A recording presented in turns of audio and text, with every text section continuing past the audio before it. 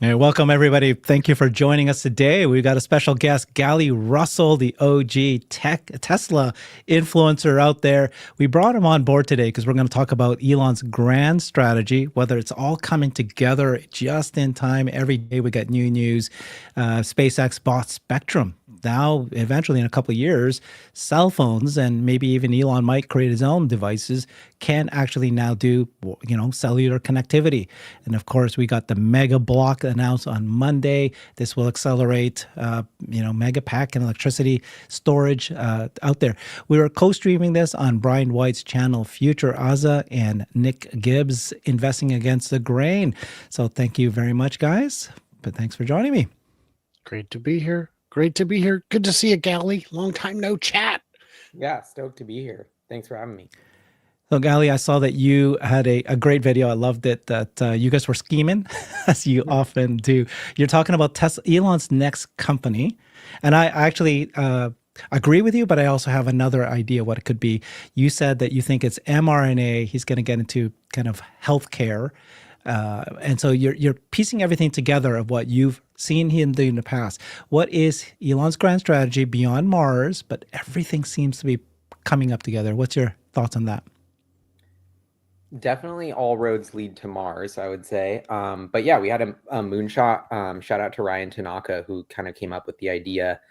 Just looking at the clues about what Elon said and about his interest in genetics and how AI accelerating could sort of be a tool to use to create all these new sort of medicines and all sorts of weird sci-fi stuff with genetics. So that was kind of like a fun moonshot. But what I thought was interesting about it was apparently humans, I took this for granted, aren't just going to survive on Mars well. Like they may need to adapt. Obviously, we know about, living in domes and that kind of thing.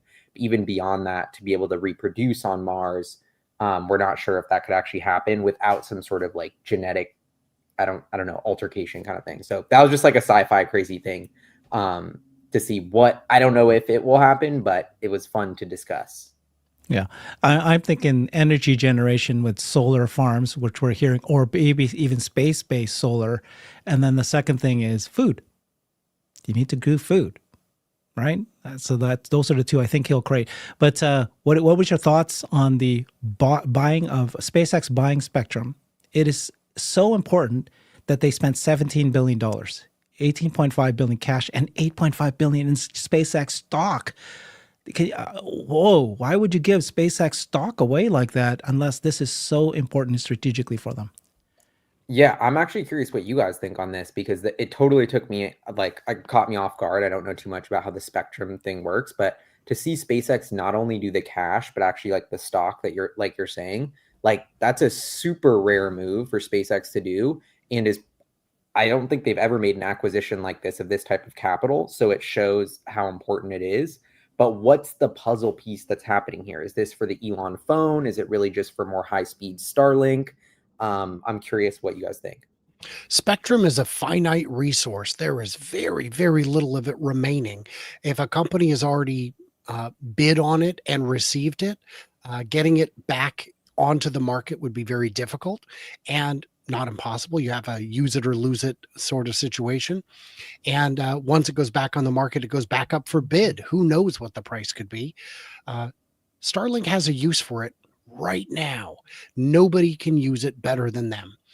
Even before we start talking about Starship V3 SpaceX deployments, even just with Falcon 9, nobody is going to be in a position to use this bandwidth better than SpaceX. So it's worth whatever price they can pay for it. You want to jump in, Nick? Yeah, I don't have much more to add. I think Brian kind of nailed it. It's definitely only so much you can have. So you either buy from other people or you get up at bid. And there's obviously different bands of spectrum, but there's only so much that's really desirable for different type of connectivity. But it was definitely an interesting move. I still don't think that they're going to get into a cell phone game. I just highly doubt it. I think it would make more sense to be a new like internet provider, IDP kind of thing, or IDP. Sorry, I got something else on my mind. ISP? Yeah. But and then I think there's also more of a play with potentially Optimus and with moving robotaxis around the world. I mean, I think there's a whole. I don't. The whole idea of like a cell phone, I think, is us thinking linearly or just like the obvious thing rather than thinking what's after cell phones. And after cell phones, it would be my personal humanoid that's walking around with me. That what happens when I'm just stuck on a 5G network or on my home Wi-Fi or go out of that space, in Tesla or SpaceX, Elon, let's just say Elon likes to be vertically integrated. So I can see more in that type of sphere than a cell phone, but who knows? Maybe you do a cell phone to test out what you don't know. Another thing we could be seeing is, the synergy between the various companies. Robotaxi has use for a satellite phone. They could use a high-speed connection for when they're out of cell coverage and need a rescue. How is that handled now? Well, I imagine the geofence, they make sure it doesn't go down any roads that black out. They might have a Starlink embedded in the back of the car somewhere that we can't necessarily recognize.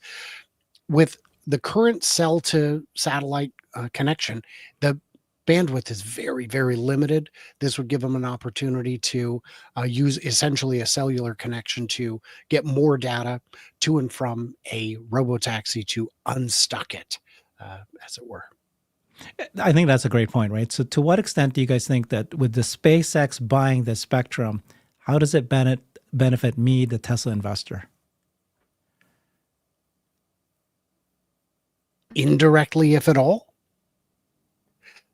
I don't know. If at all, no. If at I all. think it's like massive. Well, It's then massive. share. What do you think, Gali? Yeah. Well, I think it's important that Starlink has always been seemingly a part of the Tesla story, but Elon's always kind of downplayed how important it could be. So I never really understood that because Adam Jonas is always, for years and years, has been asking about Starlink in vehicles and that sort of thing. And they've always downplayed it. So I don't know if it's like to us Tesla conspiracy theorists being like, oh, the SpaceX bandwidth is going to do Optimus and Robotaxi, and we like connect it all, and really they're totally separate. Or maybe there is a play here, because I think like what Brian's saying, it's, whether it's cars or robots, when you have this deployed fleet of sort of intelligent beings, connectivity is hugely important. So Elon locking in his global scheme of connecting everybody and having Starlink work, I think it's less like getting excited about Tesla. It's more like, okay, well, less things could go wrong now because Elon's in control with Starlink. So he doesn't have to rely on some other third party who might not make it work. And I also thought it's funny, like the Transformers, you saw the Mega Block and they're building the Transformers in-house. So I think that's another interesting, like, kind of example of how Elon likes to take control of things. And I saw this thing floating around X that it's like, if it's 105% of the cost for 95% of the performance or something, and it's like outside of those bands, we're building it in-house. So if it's like, if we can't get a good, so I don't know if that's what's happening with the Starlink bandwidth thing. It's like, oh, well, we can't get the connectivity in the right way, so we're just going to build it ourselves, kind of. I have it's a complete tangent here, but my thought just went there. So I do think that it will be associated with robotaxis and humanoids, much like XAI. We have Grok in there now. I think it's just natural to see that. And even on SpaceX and Tesla, we know the synergies are there. But what I was just kind of wondering, it's like, why did us shareholders make a big stink about getting a piece of XAI, but not SpaceX? Like, do we need That's a good point. Do we need to rethink this as well? And maybe try to get an investment in SpaceX? This is kind of garbage. Why don't we? Is it too late? We got Alexander. We should make a proposal. Write a letter to add it as a proposal. That's a very good point. I mean, so this is why I think. So this concept of connectivity, cell phone connectivity, it's going to allow every car, right? Not only the cell phone, but high bandwidth. Also, if you put a Starlink panel there, and then you've got the antenna, then you've got every single robot. Right. And you've got every machinery in the factories. They can all work together, swarming with each other.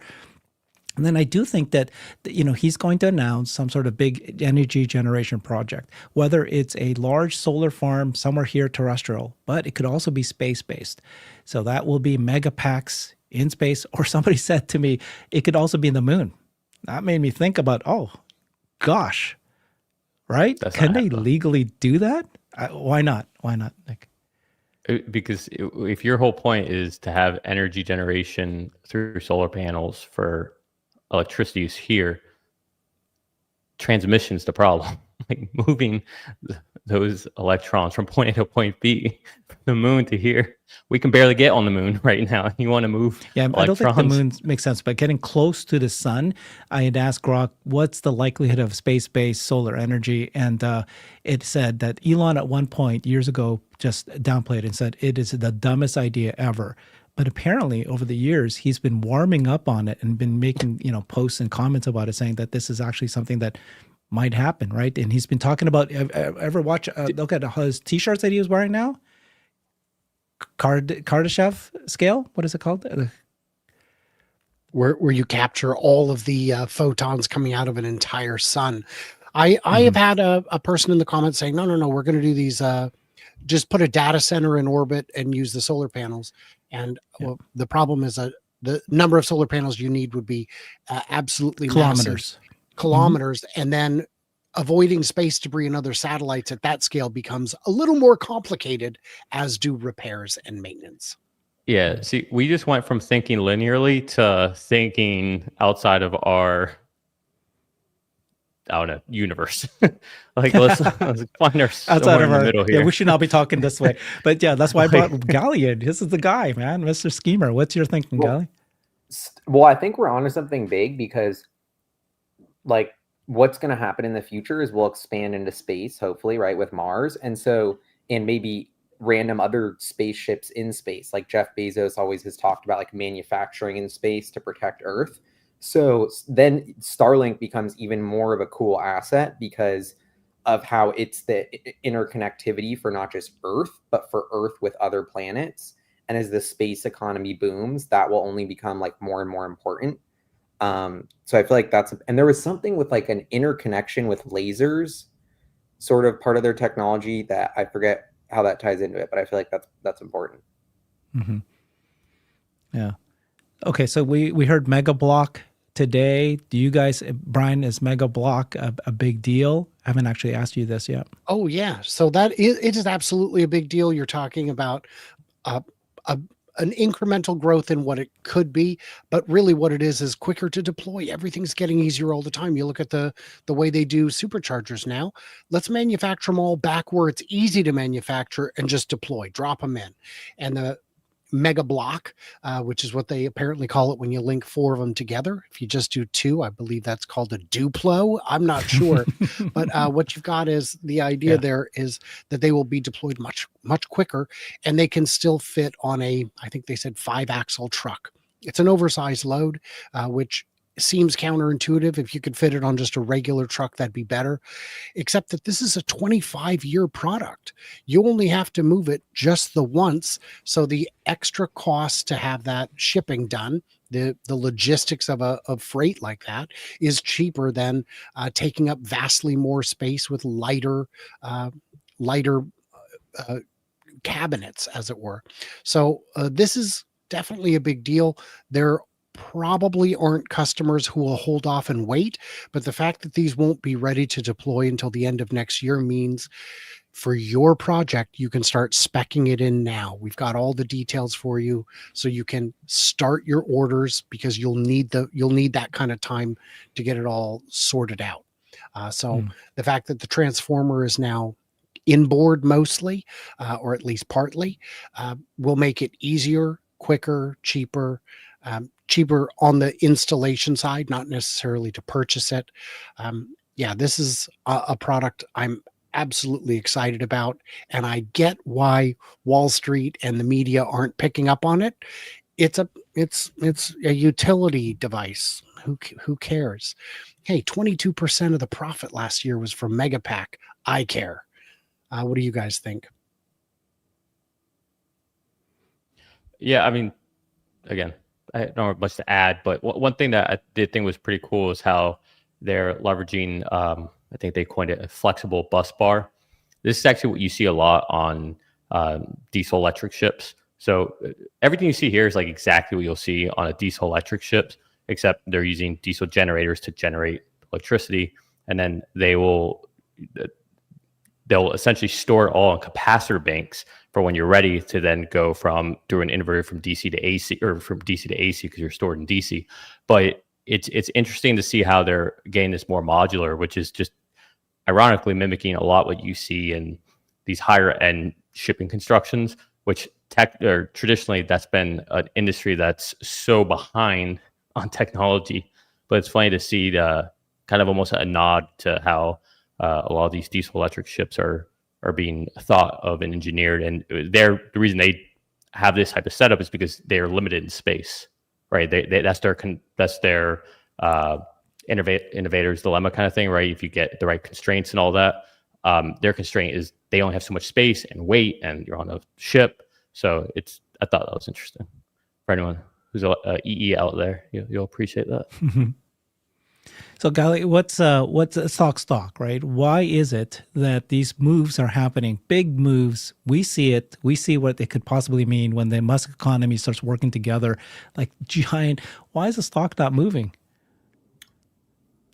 Well, I would say it's kind of moving. I mean, we're at 355, so I feel like Tesla's been in this point where Elon Musk has kind of thrown out all the businesses we've been working on to focus on Cybercab and Optimus.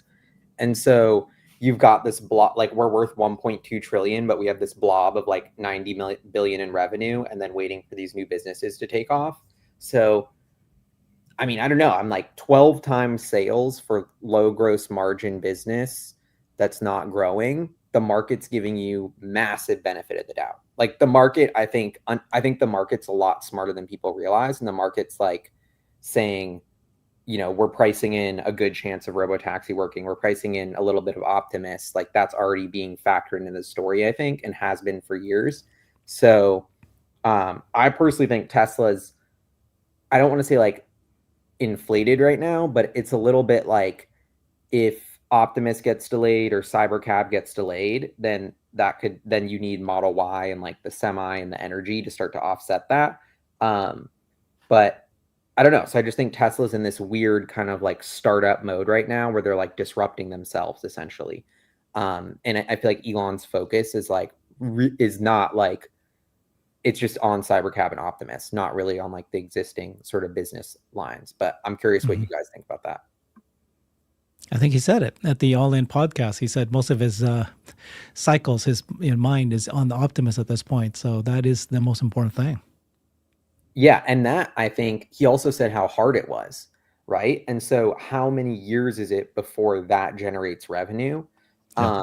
And so I think it's interesting that on one hand, like that's what makes Elon great. And that's why we're all invested in him, is like his willingness to do that.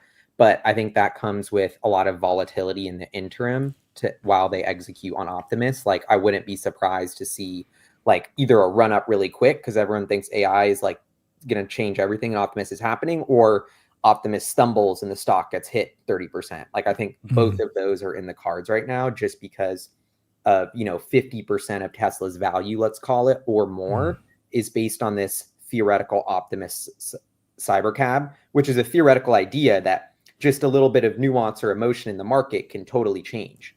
So I'm also curious, like I've been watching that Figure company. Like they seem to be, I am so confused by that company. I think actually Herbert might be an investor in them, but yeah, like on one hand, it's like seems too good to be true, but on one hand, they're making a lot of moves. So I don't know if that makes me think Optimus is slow or that they're vaporware, but and then there's Unitree, the Chinese company that just is going to IPO. So anyway, I'll let you guys take it away. But yeah, let me address that. So first of all, I think that Tesla does not and should not share what they're doing. Right? They're not going to share the Optimus 3. I personally don't think that they're going to share. They're going to show that this year. A lot of people think they're going to show it on the annual shareholder meeting November 6th or maybe at the end of this year. I think they don't need to. And I think that they should only show the Optimus 3 version 3 when they actually have production line already in place. There is zero need for them to share that because everyone is going to copy them, and they don't need to do any of that at this point, right? And that's why you're seeing 2.5. So I have in no way thinking that Tesla is so far behind compared to competitors because they're dropping demo after demo of demo, but Tesla's not, right? I trust in Tesla's technology skills and their manufacturing skills. Elon said it at the All In podcast a couple of days ago, yesterday. He said there's three things that we're focused on. One is building the bot in mass scalability. Two is the brains, and three is the hands. And he said that if you take a look at all the competitors out there, they don't have those three. That's what matters more. Okay, so let's give Elon and Tesla that benefit of the doubt. They know what they're doing. The Chinese companies, you see them making these bots or doing demos. At first, they all can run and they can do drops. You haven't seen the dexterity of the hands. They didn't really focus on hands. Many times they have pinchers or, worse yet, just little fists like this, and they're boxing away and all that. That is not in any, it's like, okay, that's one thing. And the other thing that they haven't shown is mass scalability of those things. They can produce 1,000 of them. They're all prototypes. Doesn't mean that they've built that in that way. I don't know yet where their progress is in brains and hands. Again, those are the things that might matter. So I might actually go to China in January with Dr. Scott Walter, and we might do a little visit of Chinese robot companies to really find out where they truly are. But at this point, I haven't seen anything that says, again, never underestimate them, and they move fast, so I'm not going to ever underestimate them, but I'm not thinking that they are leaders compared to, Figure and all that. With Figure, they're, again, a lot of the Tesla community say this. They go, they are a fraud. The question I want to ask anybody is, when is a fraud no longer a fraud? So they were a fraud when they just created a prototype. They're a fraud when they've created a factory, but they haven't produced anything yet. They're a fraud until you actually sell their product to customers. Until then, you're still a fraud. But then once they start selling to customers, then what happens? So, the progress is what matters. And are they getting the money? And part of the reason why Brett Aka says this, what he says is that he needs to get a lot of money to build this. He's going big time. It's not just a small play. This is a massive, big play that they're making. You need to have billions and billions and billions of dollars. You need to have 3 factories. You need to really invest heavily. This is very expensive. So you need to raise the money. Now, whether or not he can't transform that, he can create a truly, viable product or not, don't know yet. But again, I'm of the mind that there will be many different humanoid robot companies that will succeed. Many of them will die, just like the EV industry. But unlike the EV industry, the margins are much, much bigger than the EV industry, which is razor thin. And the use cases is infinity versus one. EV industry has transportation to get me from point A to point B. Robots is almost infinity use cases. So there's ways to pivot. So I think there's going to be many, many winners, many, many successful companies in the humanoid robot companies. So I don't think that Figure success means that Tesla is going to, somehow. I don't think that the two of them will compete for the same customer for 5+ years, in maybe even 10 years. Like, the market is so massive. By the time Tesla's making 100 million robots, does that mean Figure can't sell 100 million themselves? I don't think so. I think that they can both just exist on their own and survive both. That's my theory. Tesla has 2 unique advantages over anyone else in the robotics space. The first is their ability to recruit. When you look at the surveys of STEM graduates year after year, the number 1 and number 2, and sometimes they flip, are Tesla and SpaceX. That's where the graduates want to go. You get the cream of the crop, you get the pick of the litter, you get whoever you want to work in this space. I've met some of these people. I've talked to them about Optimus 3.0, and they are very tight-lipped, but they are very, very excited. The second advantage they have is Tesla's already a manufacturing powerhouse. When we saw early Autonomy Day demos, which were for the robot, they showed crash test footage Crash, of course, you're going to feed it into the crash test software. You have the software, it already works. You know, the competition looked at that and said, that's what we missed. They never thought to put it into a crash test simulator. They would just overbuild the heck out of it, hope it's enough. And in some places it is, in some places it's not. You get some stupid breaks, and a lot of it's way overbuilt. That's a way of thinking. Now, if you and I, if my company and Tesla today both perfected the humanoid robot, which one of us can actually manufacture it? I could start hiring people, I guess. I could get a factory. I could try and find the expertise to mass produce, but I'm never going to catch up. I'm never going to, even if my design is better, Tesla will be able to produce at a fraction of the cost because they know what they're doing. They know how to manufacture all the different parts. They know casting, they know stamping, they know all of it. So this is a huge advantage that I think a lot of people are absolutely overlooking. Yeah, I like that point. And then I was also thinking, Wes, one thing to add into the conversation is the new pay package for Elon. I think that's so important to getting him to like push through and follow through on Optimus. So I'm super excited that that's on the ballot, but it seems like that still needs to pass and like get locked in. So I feel like that to me is almost the biggest risk for Optimus right now, is if that pay package doesn't pass. Yeah, and for the because stock it also has the 25%, over 25% stock ownership, stock control, voting control. Yeah. To what extent do you guys value, as investors in Tesla, value the Musk economy versus just Tesla? Like, I see a lot of investors who are going Tesla, they just think of Tesla and they're looking at that, whether it's a good investment or not. But some of us, like me, I look at the value that XAI is going to deliver to Tesla, the SpaceX will deliver, is already being delivered and will continue to deliver, and now even Boring Company, and maybe in the future, Neuralink, all these things helps Tesla, as my investment in Tesla, even succeed more. Do you guys even put any value to that at all, or do you just look at Tesla by itself? I look at Tesla by itself. I do value the synergy. It's pretty evident to me that any car could use the boring tunnel as long as it's electric. Oh, and autonomous. Okay, so just Tesla. The boring tunnel is definitely tailor-made for Tesla. And, for that matter, only one company has ever even bothered to launch a Tesla into space. So clearly SpaceX has value. I mean, I feel like there's a ton of synergies there. And it's obviously, if you own the equity in Tesla, you want to be focused on what Tesla is. But there's all these intangible benefits, like the material science from SpaceX, the Neuralink combination with Optimus, and basically enabling us to be cyborgs and have like Optimus arms and Optimus hands and Optimus legs connected with Neuralink. Like, those are just such crazy sci-fi things that it's like you needed a new company to innovate, to partner with, to do Neuralink and Optimus. So I think there's a huge intangible benefit to the Elon Musk empire, but it's like a little bit intangible, but I don't know. I think it's good. And it's like when the Elon economy wins, I feel like that's good for Tesla, even if it's indirect. But intangible. Yeah. So you're not going to put any value to Tesla stock. Well, I think it's worth the premium on to Tesla stock for sure. Like, it's the Elon Musk premium that comes with him. That with any company he starts. It's like, well, he's never had like a down round.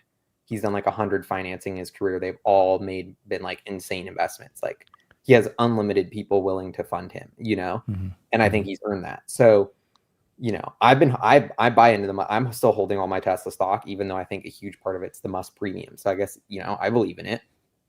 That's the better way of saying it. That's the Musk I like premium, it too. Because even if all things stayed equal with the current collaboration, everything that exists, but you take Elon out, I don't think you have the same effect.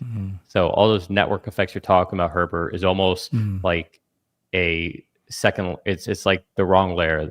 Elon is the main point there that ties all that together. I mean, him deciding to create XAI is a huge value to Tesla. It's the brains of the robots. It's going to be the brains that you're going to communicate with the vehicles, just as the most basic thing. Eventually, when XAI goes beyond just LLM, what a multimedia models, MMMs into agentic AI, and then eventually even super intelligence, it's going to help the businesses of Tesla, the manufacturing of Tesla. How many cars can you produce around robotaxis, cybercabs can you produce? It can improve that efficiencies using this artificial superintelligence.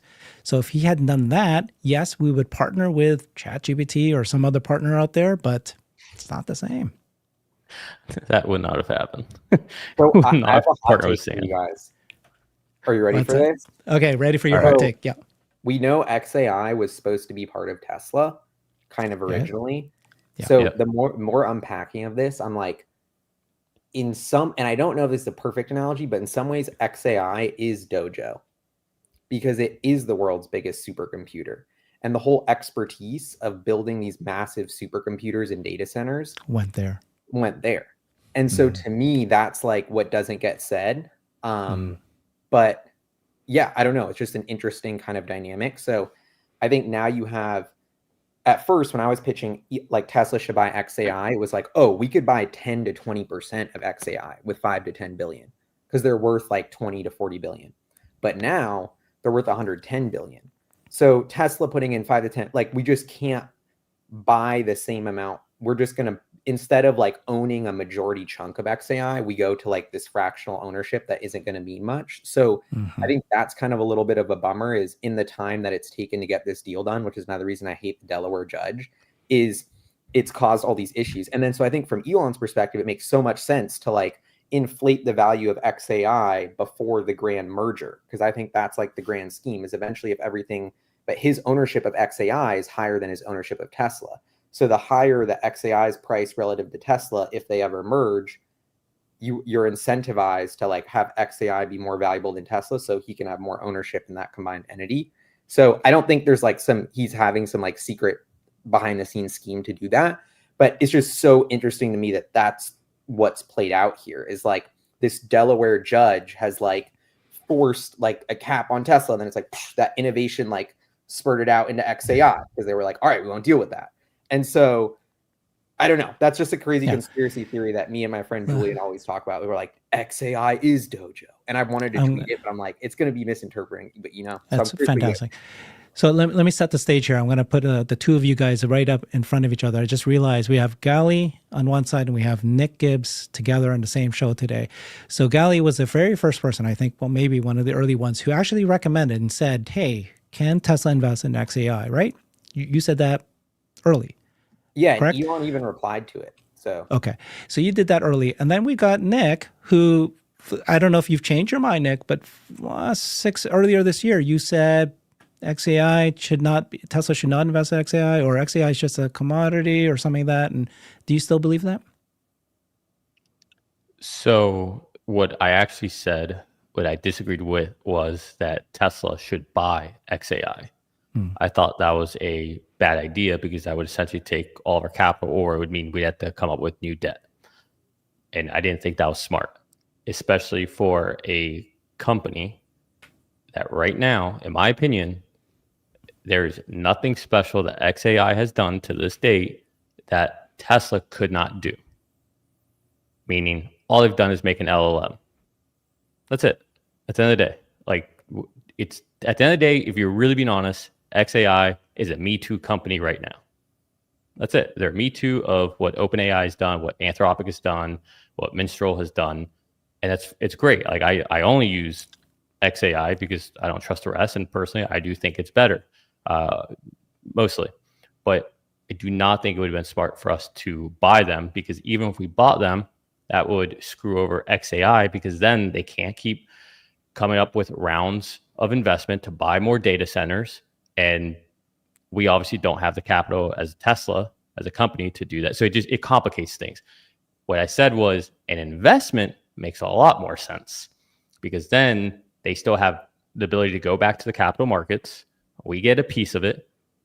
And if XAI becomes just nothing really, and everything becomes airy because it's the who can charge the least amount for a token as everyone tries to get market share, well, then we're not out that much as Tesla investors. So I thought it was a win-win, and it still gives a backdoor to be able to share resources and cross-pollinate, right? We don't have to have these issues that people were worried about when, the Tesla employees went over to Twitter at the time to help and look over the shoulders for all developers. So it cleaned things a lot more.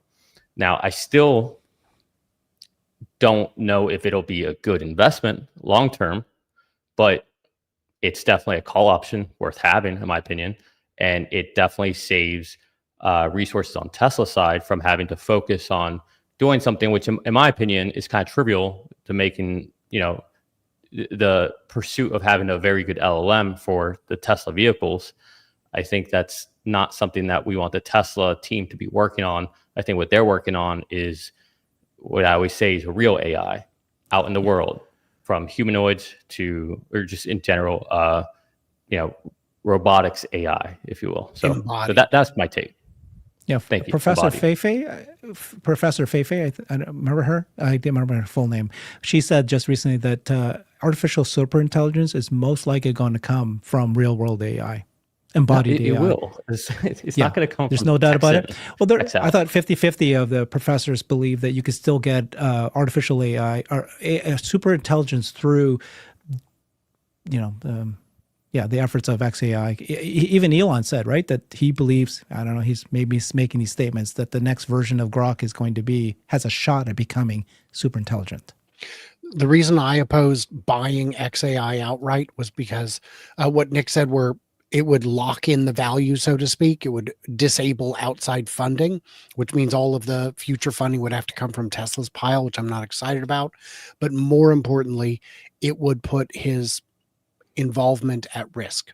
That's why he doesn't like public companies at all, is because then instead of having to answer to a few dozen people who he can explain things to and make sure they get it, he would have to explain it to some guy who's got 6 shares and wants to join a class action or something ridiculous. He didn't want to lose control of the company. And I think he later said, yeah, I don't want to risk losing control of XAI.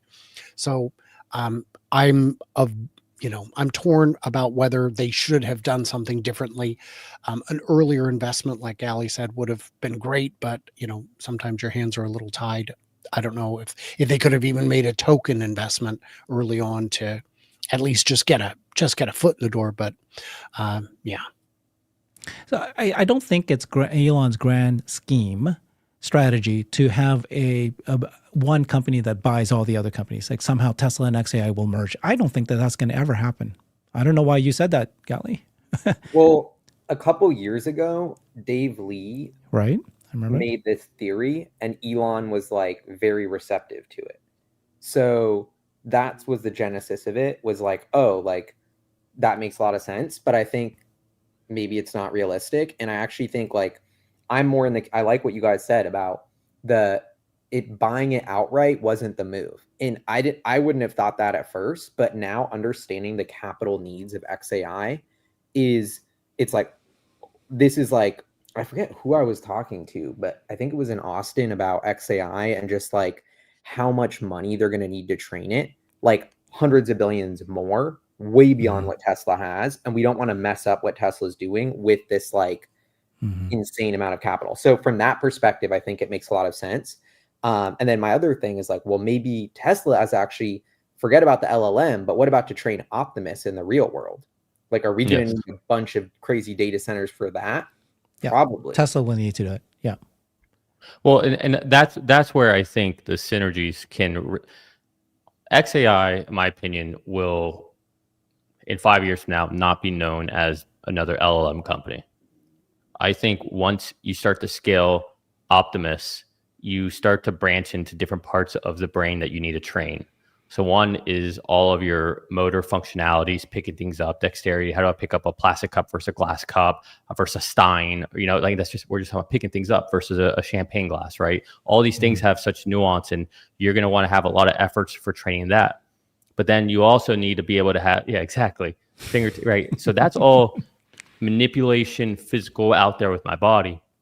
But then understanding contextualizing someone's tone, how they're speaking to me, what do they mean by this? What's this colloquialism they're saying, right? I think that's where XAI is really going to be able to come in. And that's when XAI will start to differentiate itself, because it will all of a sudden have this new repo of data that no one else is going to be able to have. And that is the moat right now, is unique proprietary data, whether it's because you're in a company, only your company has that, or because it's so difficult to get that no one else can get it, right? And that's why FSD is the best, because nobody else has vehicles out there capturing data. It's not like the data is proprietary, no one else can get the data. They just don't have the means to get it. And so that's where XAI will set itself apart. And that is the point where we worked on the brain for Optimus. And I think that's where this ends up going. And so you'll have two different teams work on two different problem statements, which is essentially how our brain is made up. So simplifying it, obviously. Wow. That's fantastic. Gali, you're holding up a teacup. Are you more Asian than me? But can you share what you're doing with your tea business? Oh, you're gonna get me way off track, but I'm deep in R&D on the world's best bedtime tea. That's all I'll say. Is this special medicine tea? No, that helps you sleep? I mean, kind of. It's just herbal tea. He's gonna create a tea empire selling tea. I think everyone has that reaction when I'm like, "Oh, I love tea. I want to make a tea brand." I didn't know if it was like THC. Yeah, no, I'm like just tea. Everyone's like, "What?" Yeah. Like, all right, that seems so boring. Yeah. That's exactly okay. So Brian, you're a humanoid, right, Brian? So as far as I know, this is this is my thing I use to drink my coffee. How do you use this? How do I use it? You push the button. Yeah. I don't. I open it. I don't. On how do you all open those, it? How would you use it to drink? I would unscrew the top and drink. I don't use the buttons on those. The cleaning is. So this is a button. You have to press the button for you to drink. The reason I'm doing this is that, when Nick was talking about it, would a humanoid bot know how to do this? And would they be able to figure it out just by, some of us were smart enough. Like Nick looked and saw that there's a thing here that you can press. You know what I mean? Excited. That was a challenge. I thought it was more of a philosophical question. I always unscrew the bottles rather than go through the sippy cup way, because I'm a grown ass man. I think there's going to be a lot of nuance with robots that makes us. We're going to reanalyze what we do, because we're going to have to train them what on all this stuff, and then it's going to be there'll be a whole team dedicated to picking up the cup or whatever, which is what we're talking about. And let's say my Optimus wants to make me tea, that would actually not be that easy, because it's really delicate, all the timing, and then they got to carry it with a tiny cup that could spill really easily. So I guess we can pivot that into something more relevant, which is when do you think Optimus and these humanoids will get to the point where we're having them do stuff like that for us? Because I keep going back and forth on, is it 2 years or is it 15 years? Just feel like it could be really hard to dial in to actually make it useful. The most extreme example I had, I packed my bag the night before I left Nepal, and it's all packed. I'm ready to go. I get up in the morning, I put on my outfit that I'd put up, didn't pack, and I realized I didn't pack socks, or I didn't leave socks out. So I reached down into the bottom of the bag, felt the texture of the socks, and pulled them out. Now, if I asked my Optimus to do that, there's no chance. It would have to unpack the bag. It'd be a 15-minute process of unpacking and then repacking the bag to find socks. And that's just because of, my raccoon-like dexterity. So these are things I don't know if they're ever even going to bother to solve, because it's such a weird use case. Okay, so I'm going to go against the grain. Thank you, Nick. That I do not believe that human or robots will be in the house, that you and I will be able to use one in our house for at least 5 years or more. And the reason is that, and then that goes against grain, because if you look at Tesla's website on Humanoid Optimus, it's all about, the Optimus helping you. When you see Figure, they just dropped several videos of it folding laundry or putting laundry into the washing machine, or to putting dishes away in dishwashers. There's all of this communication, but that's just to excite you about it. Why would you buy a human or robot for $100,000 a year? Probably not.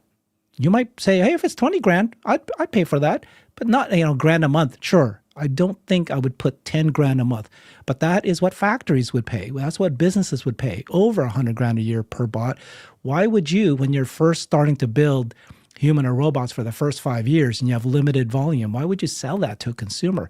I think this is just, just that logic alone, I cannot see why this would go there. And of course, the breadth of knowledge and the tasks that it would need to do, and then the safety issue. None of these bots, by the way, including Tesla, I've understood, is cobot certified. You need to show that your bot, when it's near vulnerable individuals, children, people in wheelchairs, elderly, that if you touch them a certain way, that they're not going to break their bone and they're going to, make them fall or hurt them badly. You need to be cobot, which is you are able to work side by side with a human. Otherwise, you need to put clear demarcations, fences, that humans can't get into that space. But I guess you're seeing videos in China with that humans or robots are walking around next to each other, and then you saw a few that just go wild and could really hurt people.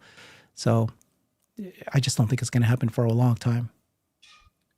I'll split the difference. Well, maybe I won't.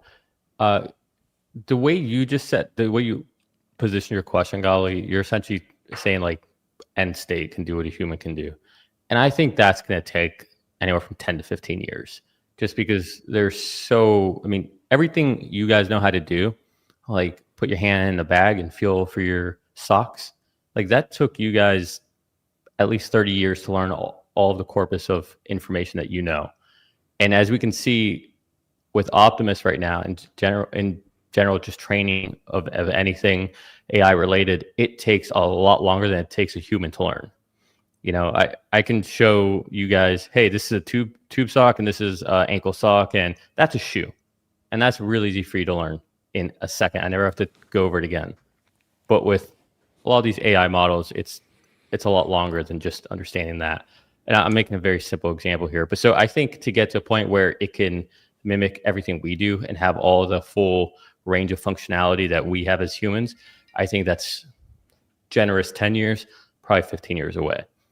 As far as being able to interact with us, I think that's a lot lower. I mean, you could easily have a Optimus on a train in Charlotte just sitting there as a security Optimus just to make sure that it's capturing everything or anything crazy that happens, and it doesn't actually have to touch anyone, do anything. It could just sit there and just be like a walking movie and video camera, or, when that guy ran out, it could just been following him so you don't lose him and we know where the suspect is. It could, be sitting there to, just sweep things up. And that's all it does is sweep. I think like a lot of these tasks, these kind of very trivial tasks, I think you'll see probably more Optimuses and just humanoids in general out there doing simple tasks like that within the next 5 years, because they're going to have to. They're going to have to go out there and start doing things. Otherwise, you're never going to collect the data. And so there's a long middle ground here. It's just like when we had FSD, right? When you're doing the monorail test, when I'm sitting there doing my test, Herbert, you're doing yours, right? It needs to have that middle ground of being out there with us and in the public. People are like, oh, when are autonomous vehicles going to be out here? Well, they've been around for years. You just don't know it, and yeah, it's not perfect, but it's still autonomously driving until I say, hey, you screwed up and I take over. Up until that point, it was autonomous, so I think there's a long, messy middle that over time we go from version 9 to 10 to 11 to, man, is this ever going to get there? Then 12, like, oh my God. And then 13 is like, oh, it's better, but it wasn't that oh my God moment. And now supposedly 14 is going to be even better. So I think that's how it happens over the next 5 to 10 years. What about the other way around, guys, where Tesla's robots, Tesla's products could actually help all of his other companies? Like SpaceX is a good example. Boring company. Yeah, I like what Nick was saying about the long, messy middle. I feel like that's a great way to put it. Like, it's going to be a long slog to get it really perfect and useful. And then I've been reading the comments about the industrial use case. And so the home is one thing to talk about and the making tea, but like carrying stuff at the factory, like it kind of looks like what they're already doing. Like maybe that's the way they get through the messy middle, is they like give it to these industrial, like the dangerous, repetitive, tasks that are the worst. And so those on the flip side, I'm almost like really bullish on, of like, that seems like we could already do it. Just like carrying something here and just going back and forth, that could actually be useful today. Maybe not for the price, but I feel like the demand, and then like sending them to Mars, that's kind of a crazy example, but that's an extreme case to show how in certain use cases you need to do the robot. So I feel like it'll be like years and years of that first, and monetizing that, like Tesla using it on its own factory floor will be the first use case, Mm-hmm. Well, and that's the beauty we saw with Robotaxi. Whenever they're doing luggage.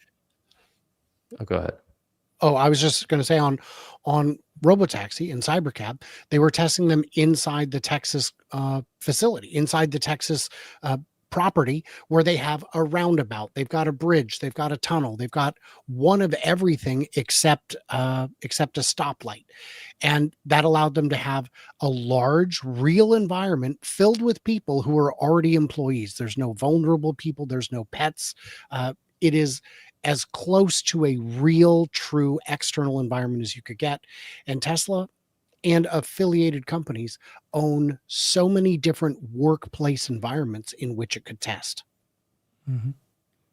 Yeah. And I'm not saying that Tesla would not send a robot at our houses. I think it could be like what Nick is saying, very similar to the FSD, where there would be select people being able to train it and help it.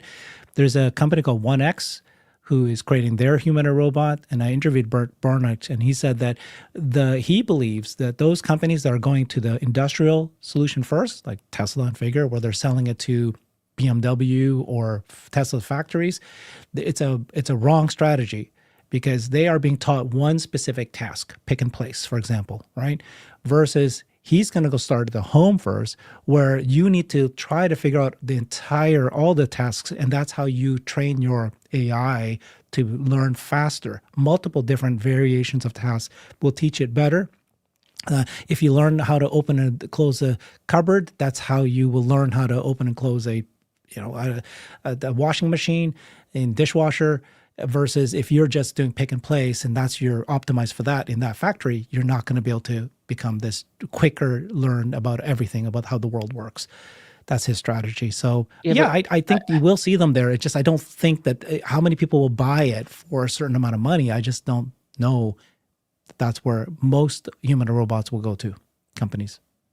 I wouldn't trivialize being in a factory though, to just pick and place. I mean, you can, maybe you're the one stocking up the break room with coffee and tea. You have to open up the cabinet to put everything in there. Maybe you're the one that's making the pot of coffee every day, right? I mean, like there's still all these human environments that you can still use Optimus in. True. I did want to say as a reminder, this is the time in the hour when I generally dip out. Gally doesn't know this, but I do an after show Q&A where I address things that came in during the comments on the show. So join me for that. If you're watching on my channel or on Herbert's channel, it will automatically redirect. In theory, sometimes it does and sometimes it doesn't. And Gally, a pleasure to see you as always. If you ever need any help or feedback or input, my door is always open, and a pleasure seeing you. Yeah, great to see you too. Thanks, Brian. All right, let me ask you the question. The main topic, I put the title of this show today to be, is Elon's grand strategy finally taking shape? What's your answer to that, Gally? I mean, I feel like I need some more context on that, but I think yes, it's been taking shape for 20 years. Okay. And what I always tell people that I almost don't have a hard time believing is how much we think Elon Musk has changed the world is actually a fraction of what he's about to do. Like this has all been a warm up to like a wild different world that we're going to live in. So when many people in the normal world will be like, oh, Elon Musk, the super rich guy who did Tesla, blah, blah, blah. It's like, they have no idea what's coming and how much change he's about to bring, and how it's only been in 5 or 10 years that he's been not starved for money and like desperate for cash, and all his companies were losing money. Like we always almost forget that as Tesla shareholders, that now Tesla has 30 billion. Even in the crappy quarters, we're making, we only made $1 billion this quarter. It's like, well, we're not on the verge of going bankrupt. So I think the Elon empire is like more locked in than ever. and especially with him getting out of politics and like kind of focusing back on tech, like it's just the manifestations coming more than ever. And I think the interesting thing to unpack is Elon is human, right? As much as it's hard for us to believe that, like he has things he prioritizes. Has emotions. He has different changes in focus. And I think what I'm seeing now is this intense focus on the Cybercab and Optimus. And so I don't know. I think that's just the next big phase of his plan, and that's how Tesla really like really changes the world. And people like are gonna forget Elon as like whatever. They're gonna know him as the guy who came up with a self-driving car. I think that'll be his like narrative arc. Yeah.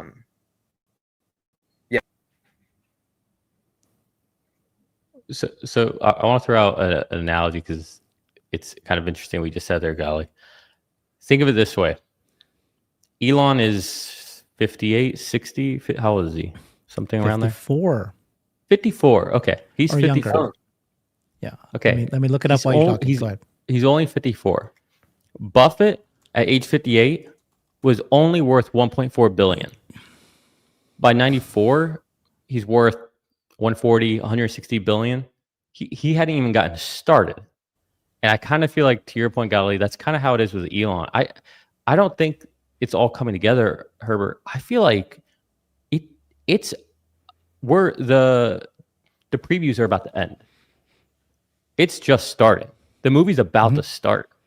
We're about to have robotaxis out everywhere. And then after that comes Optimus. Rockets are finally landing. Now we're going to start having we're just starting. We haven't reached escape velocity. Like things are just starting to get kicked off. You know, that's how I feel right now. It's going to be an exciting rest of our lives, to say the least. Yeah, it's a combination of what you both said, right? That's what I'm trying to say. Like, imagine if you were Elon when you first started the company, and you need to create, you have a vision, and your mission, as always, he starts off with sustainable energy. Well, how do I do it? I'm going to create a car. That's going to be my first product, and he has a strategy. Today, he has autonomy. It's like done. It's here, and then he has AI. It's like literally on the verge of super intelligence, if not this year, sometime in the next 5 years, like in a very short period. He has supercomputers that are largest supercomputers in the world. He has now the version 3 of Optimus. And then he has cell phone. He just, SpaceX is very successful at this point, and now bought Starlink is just blanketed the world at this point. And I think some ridiculous number of how many millions of subscribers it has now. And then they just bought Spectrum. Then they got Mega Block. Like, this is where you've got the pieces together that can accelerate everything at this point, and anything can happen at this point because you got AI. That is the critical thing. That he had that vision for AI when he created OpenAI. I don't know how many people, most of the audience here knows that Elon was the one who founded OpenAI, right? Surprisingly. And then he knew that AI was going to be, there was going to be at some point a ChatGPT moment. He was aware of that. He knew it happened. It happened. Here we are today. So all of this strategy is right at the moment that they can all help each other. This is where things are going to happen. And that's why I think that the Mosconomy matters more than ever. Before, it was like, yeah, they're starting a boring company. They created one line. Who cares? What does that mean? Nothing. Eventually, it will come to your mind. Like even Neuralink. How does Neuralink help Tesla? Like, yeah, there's going to be ways that's going to happen. I like it. I'm seeing your vision, Herbert. I listen to you, dude. You're the one that schemes about the future all the time. I want to spend more time with you.